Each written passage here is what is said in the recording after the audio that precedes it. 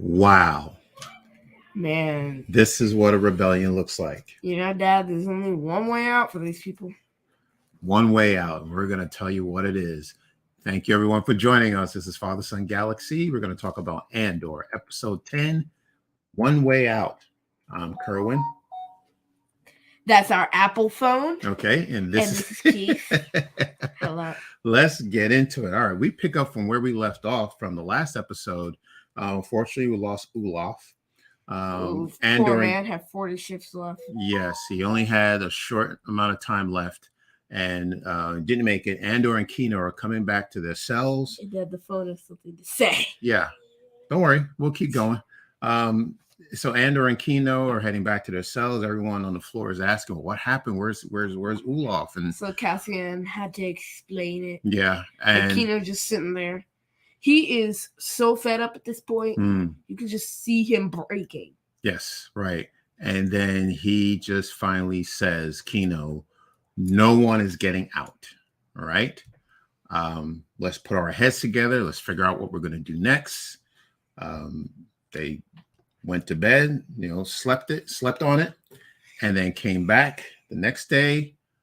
Andor had a plan, right? So the idea was, we're going to go into this storyline, the Andor storyline, obviously. There's a new man coming to replace Olaf. Correct. All right. The plan is that they're going to disable the lift, right? We talked about the hydraulic lift from last week that is not wired, right? So that's the place to start. Andor goes back to that panel that we saw him using last week, and he's cutting this pipe. And then we realize it's a pipe, connected to a water main. Yes, right. So we said the same thing. He cuts the pipe, and water bursts out. Right. It just breaks out. But that was the plan, because you'll see what happens next. Cassian jams the elevators so that the Imperial and the new prisoner get stuck, and they use the elevator to climb up. Right. So then the prisoner finally starts to break, grabs the zap rod, zaps my dude, the Imperial, and then everyone else just starts throwing things. Yes, tools. Everyone is throwing something. It's pure chaos, pure commotion.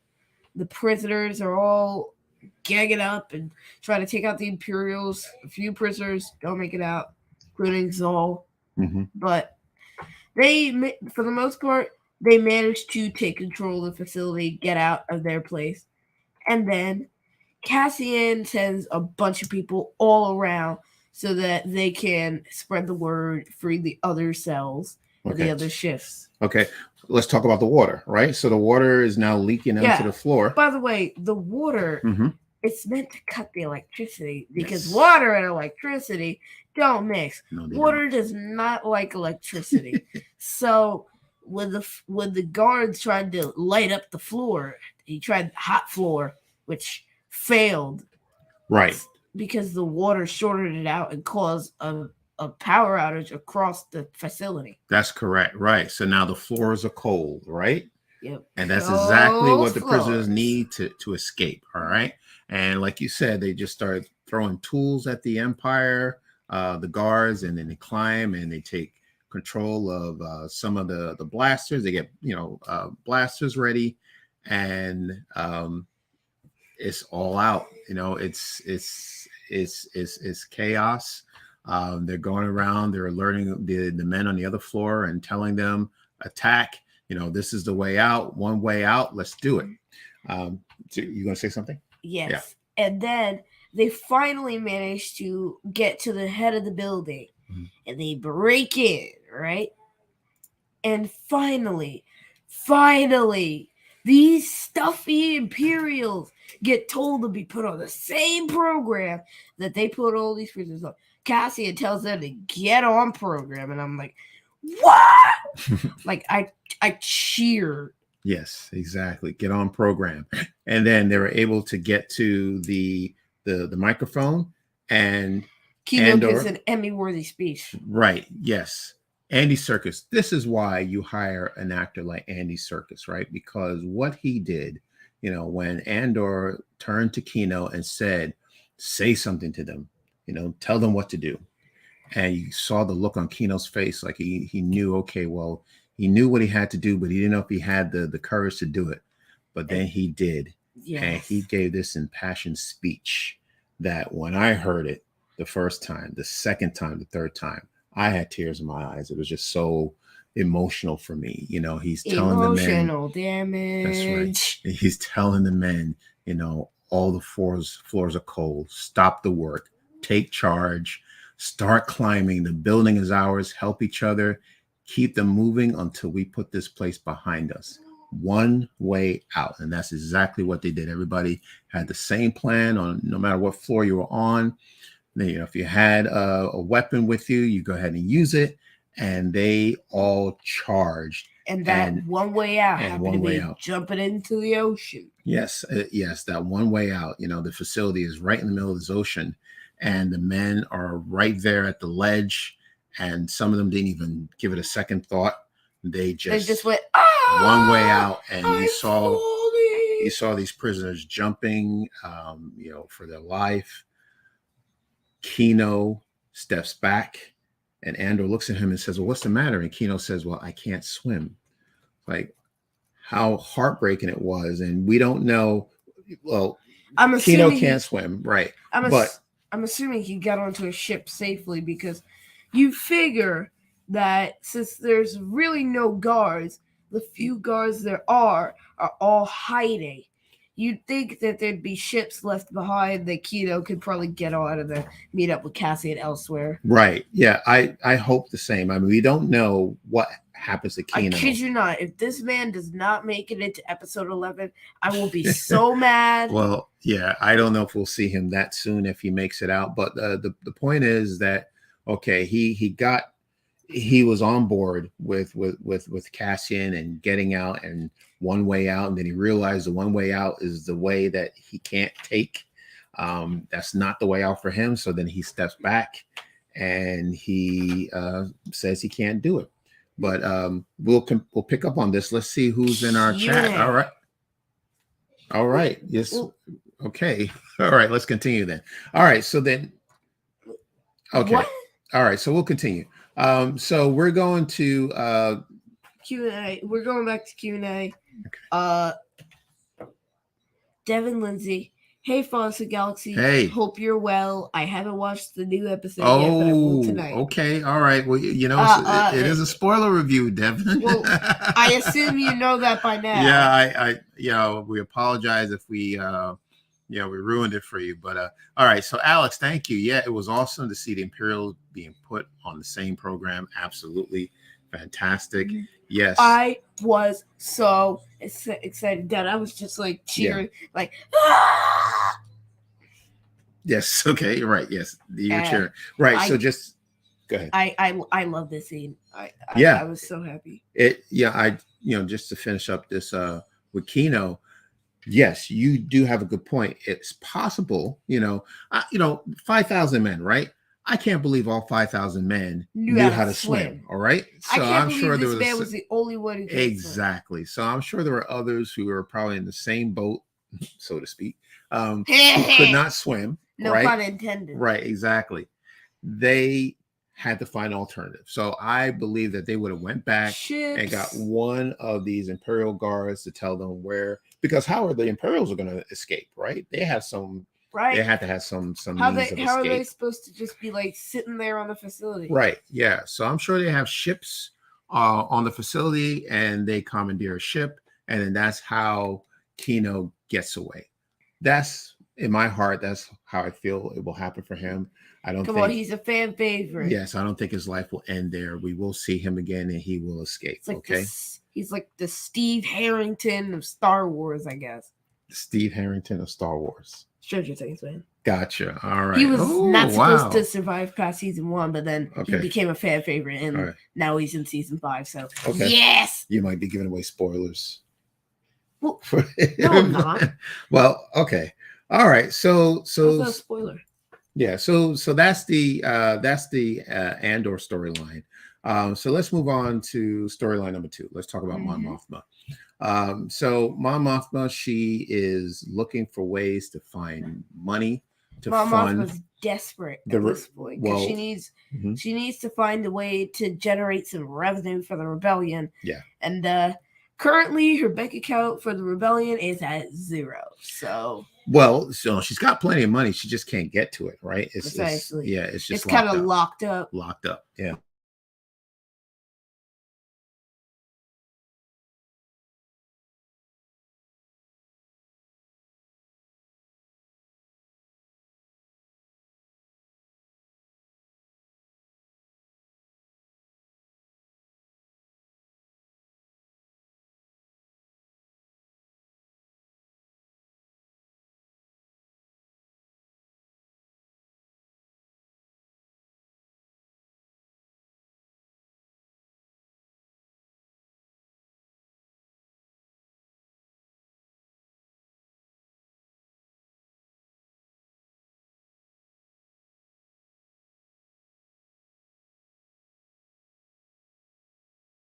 And says, "All right, cut to the chase. All right, okay. So I understand that we, okay, all right. Oh Are we crap! good now? Our audio. Yeah. All right. So just let us know if you can hear us. Okay. So we'll keep going. All right. Yeah. So Mothma says, just cut to the chase. What She's is kind it? of sick of his games. She doesn't want to dance around the subject. She just wants to hear what he wants from her. Yeah. You know, this man is a conniving snake. Mm-hmm. Mm-hmm. So he starts talking about, most people don't recognize how traditional Chandrila is. And I'm just like, now hold on. What are you talking about? What are you going on about? And then he's like, I have a 14-year-old son. I'd like to arrange a meeting. Your daughter is 13 years old. Mom also was like, no, please go. Tay will show you the door. That's exactly what she did, and as she was just appalled. And then when he left, Davo left, just saw the look on her face, and she just, she was shaking. Like the captions. If you're reading the subtitles, says shuddering. Shuddering. And you know what? Here's my thought. I know this is probably something that she doesn't want to do, but I think she's going to end up doing it anyway. Why did you put your daughter over money for Well, that could find cash elsewhere? Because, like you said, Mothma she's Desperate. limited. Yes, she is limited to her options. There's not much she can do at this point. This man has a lot of money, regardless of how he makes his money, whether it's legal or illegal.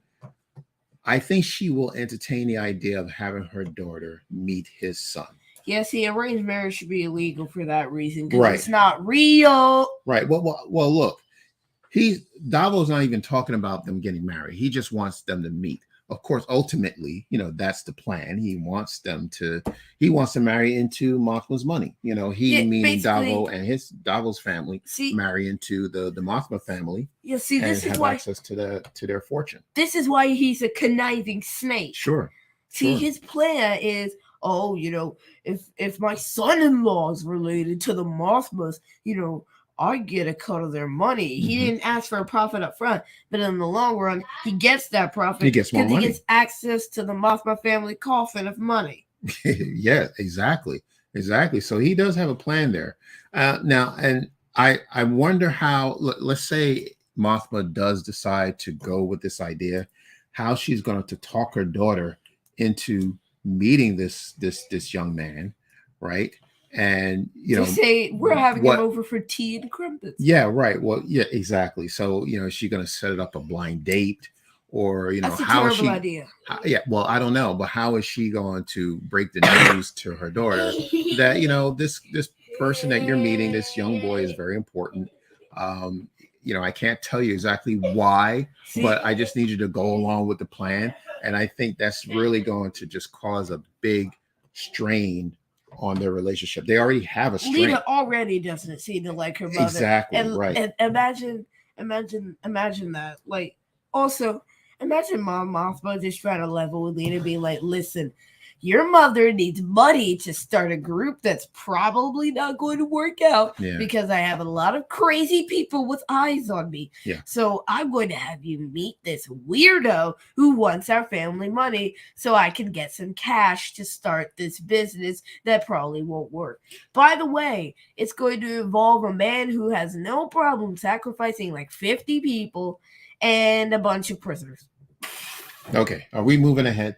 No. Oh, okay. Yes. Are we still talking about Mon Mothma? Yeah. Okay. I think we've covered it. Yeah. Okay. All right. Let me just say one other thing. I know it's not something that Mothma wants to do. Get involved with this Davo because he's just not someone you can trust. But she's running out of options. And again, I think she, trying to remember. I don't remember the exact quote that um, that Davo gave. no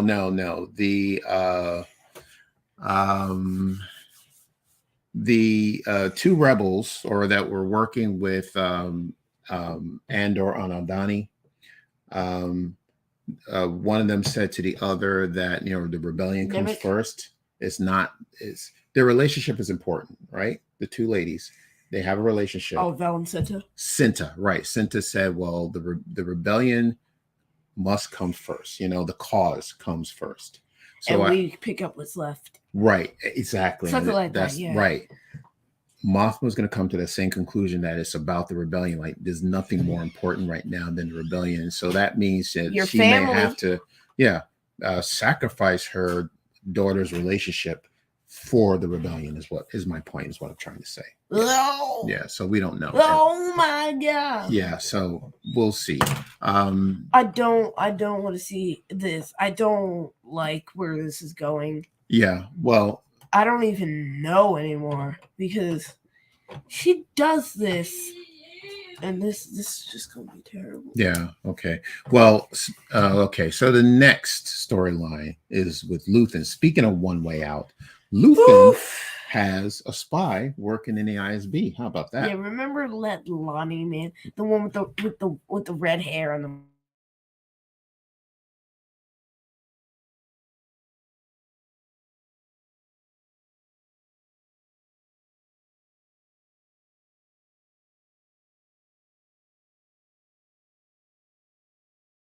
Out, and he needs to take care of his family, right? Luthen, on the other hand, audience going again. Okay. But Luthen, on the other hand, does not seem to be wanting that. See, Luthen needs all the heroes he can get. Mm-hmm. Okay. All right. We are working on the audio. We hope that you can still hear us, but we'll just keep going. Oh, audio's back.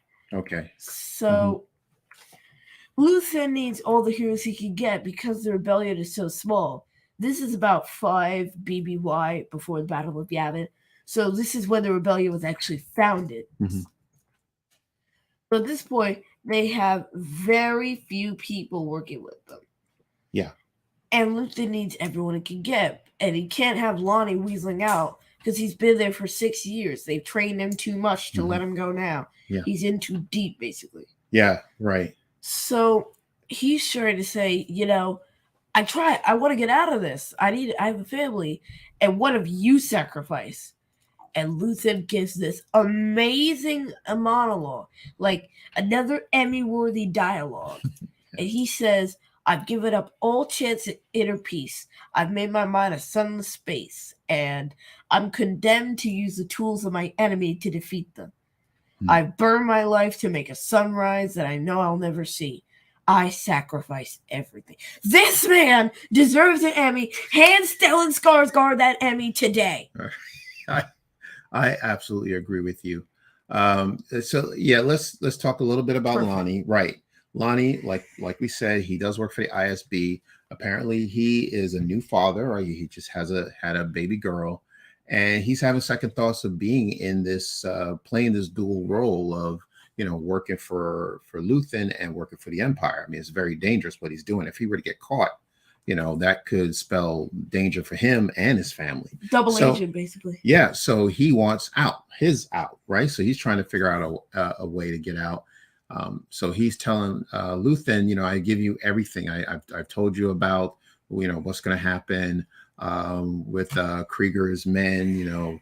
So Um, Anto Krieger, to give you a yes, little bit of context, yes, remember last episode they picked up one of those pilots from Anto Krieger's group apparently, and they didn't think he knew that the pilot was going missing, and Luther was also trying to get Saw Gerrera to meet Anto Krieger, but he is at this point willing to fully to just like let them go, yeah, just willing to sacrifice all 50 of those men right. for the cause. Again, right, yeah. So there's a Yeah. yeah. So the ISB. Go ahead. You want to No, I was finish? going to say, Mhm. this just shows how morally wrong and yet morally right the rebellion could be. Because you think about it, we always thought of the rebellion as being this neat little definition of, a group of heroes who, despite the odds, managed to band up and fight evil. But it's not always that way. It's more complex. It's more of a tapestry, if you will, as Alden Diaz would say, Yes. than it is just some finite definition of what a rebellion is. We always thought of it as this one thing, but now we see all the processing and the sacrifices and the hardships that go into forming a rebellion. These people have sacrificed everything for a cause that is dear to them. This shows how hard it is to form a rebellion. This shows you what the rebellion is made of: strength, determination, and more importantly, the drive to save people. Everyone. Yeah, absolutely. I deserve an Emmy too, in fact. Okay. You know what?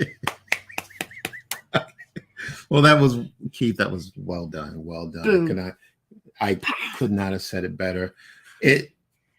This series shows you that forming a rebellion is not easy, even if it is for a good cause. And then some of the people who are on the rebellion, we don't always know what they're thinking. Well, right. We don't really know their allegiance. Like how much of the rebellion, how much is it about the rebellion or about them personally? With Luthen, Precisely. he seems to be something else is going on in his life that has nothing to do with the rebellion. I think he has some demons or something that's really He bothering seems like him. He's got a lot of inner demons. Yes, it's something that is unsettling with him that really has nothing to do with the rebellion. He's using the rebellion as an excuse.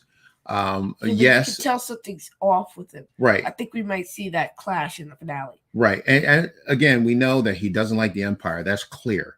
But maybe the way he's going about trying to defeat the Empire may not be the best way to do it. But Precisely. That's the reason why rebellion is so hard, because people have opinions, they have ideas, they're not always on the same page. They clash just like the Empire does, maybe even more so because they're really unorganized. Whereas you look at the Empire is organized. Yeah, the problem is the rebellion is more of anyone they can get on their side, whereas the Imperials are very selective. It's an application process more so than it is, we'll take all the recruits we can get, because the rebellion, they don't go on LinkedIn and think, oh, let me look at your resume. Let's see here. Oh, great. I like your resume. You're hired. No, they just say, you want to work for us? Good. Exactly. Right. That's right. So that was pretty much the episode. Well, there was one scene where we were on Ferrix, and I'm sure we're going to see Ferrix in the next 2 episodes. But we know Marva's not doing well. Yeah, apparently she's been hiding her medicine. Yeah, now. She's not taking her medication, so that's not always a good sign. I hope that Andor will get to come back and at least see her again, because we don't know. Because if Marva doesn't make it out to the show, yeah, I will be so mad. Yeah, we just don't know what's going to happen next. All right. This episode to me is the greatest episode of all things Star Wars ever. Okay, this literally beats the episode of The Mandalorian when Ahsoka and Luke were in the same screen at the same time. So you enjoy this episode? Yes. More than so you're talking for you, or are you talking for me? Okay, I'm talking for me. Okay, well, yeah. Well, tell me how much you enjoy this episode. I really like this episode because we get to see so much of each and every part. Mhm. And finally, I get to be rid of the words clear, drill in. I on finally program. Yeah. never have to hear the words on program ever again. Right. Unless I Right. rewatch the episodes. But you know what? We won't get to know what they were making or what they were building for the Empire. We might. We You might. never know. We might see a shot of Dedra be like, the operation's gone wrong. We're out of Death Star parts or something. Oh, yeah. Well, that's something that we're And probably. maybe Cyril will come in there. Because you remember, Cyril works for a mining company now. So if they were making mining explosives like I thought, then Cyril is much more useful to them. Because Dedra knows Cassian was captured and was brought to that facility. So could it be possible that this is how Cyril gets his in for the ISB? It is possible, although Andor is not using his real name, right? He's going by Keith. Yeah. But maybe they have a photo of him. I don't know. They know what the man looks like at the point. So okay. It's highly likely that Dedra knows where he is. I see. Or at least you get a photo of him. Because don't think for a second that facility didn't have cameras. Mm-hmm. Okay. Well, yeah, in my opinion, this is the best episode of the season.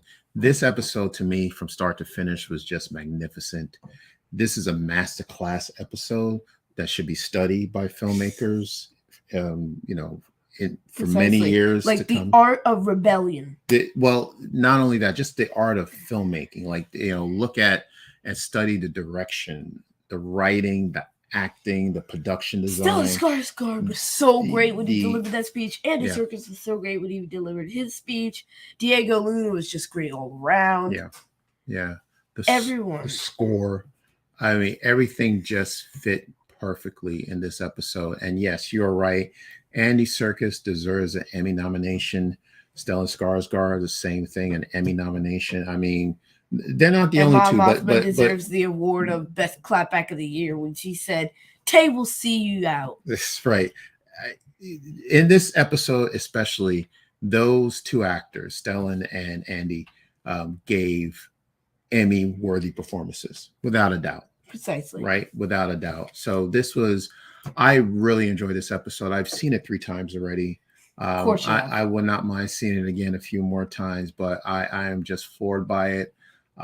It just brings up the emotions that I get when I want to watch Star Wars. I want it, to feel that adrenaline going. I want to feel emotion. I want to feel happiness. I want to feel sadness. I want to cheer for the good guys and boo the bad guys.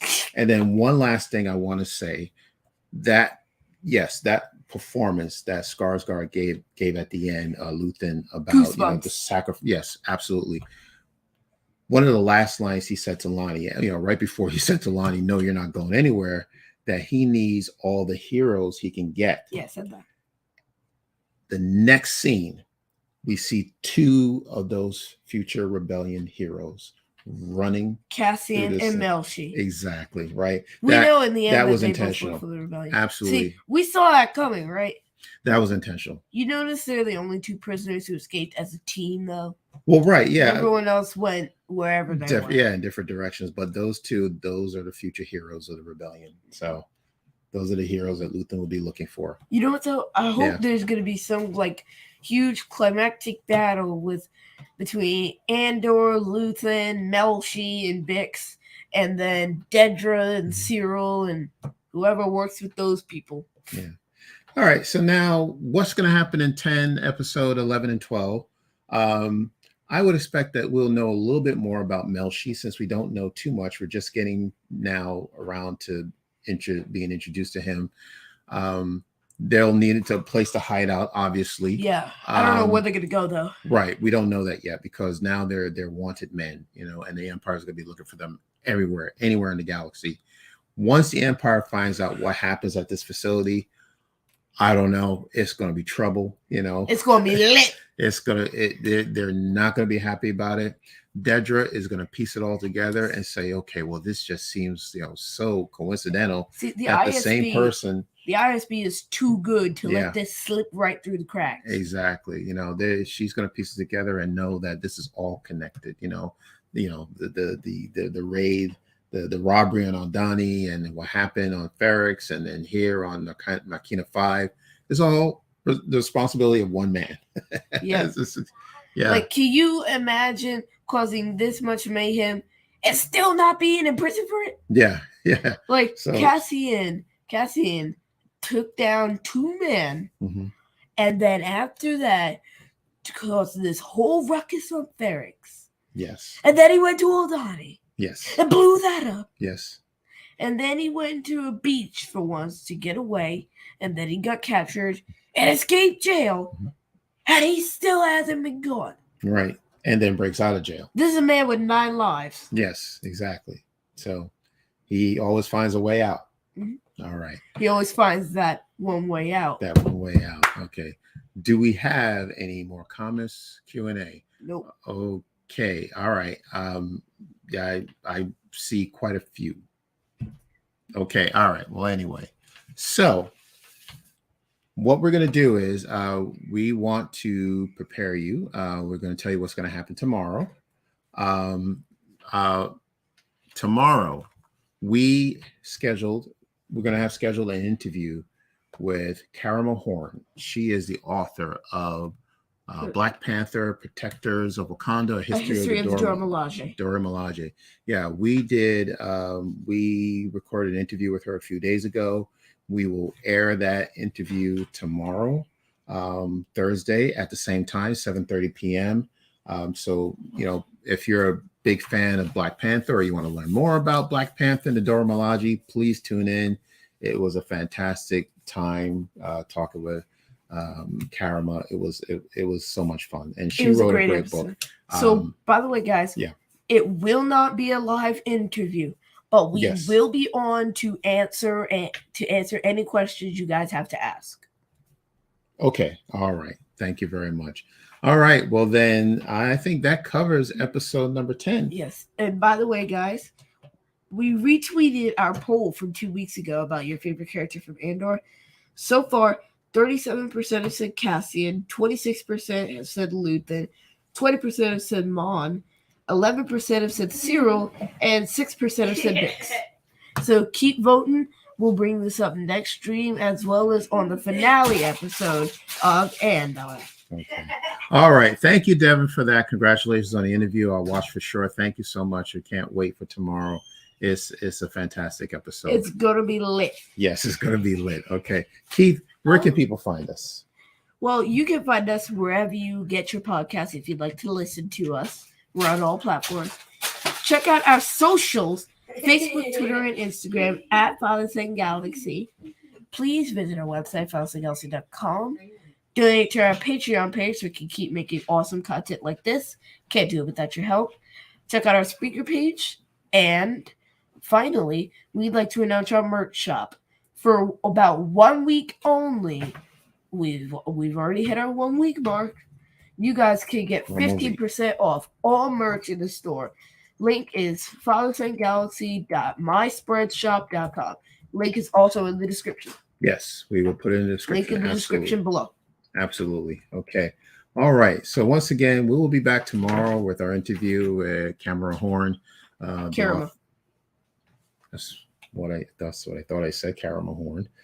So we'll talk about her book tomorrow. Okay. So thank you everyone for tuning in. This was my favorite episode. I'm so glad that we were able to talk to you about it. I'm so happy. I love this episode. Yeah. I can't say that enough. All right. Okay. You never heard me go on this much about loving an episode. No, this is very cool. All right. So 2 more episodes left. I can't wait. Okay. All right, everyone. So thank you. So until next time, take care. And we will see you again. We were off that time. Shut it again.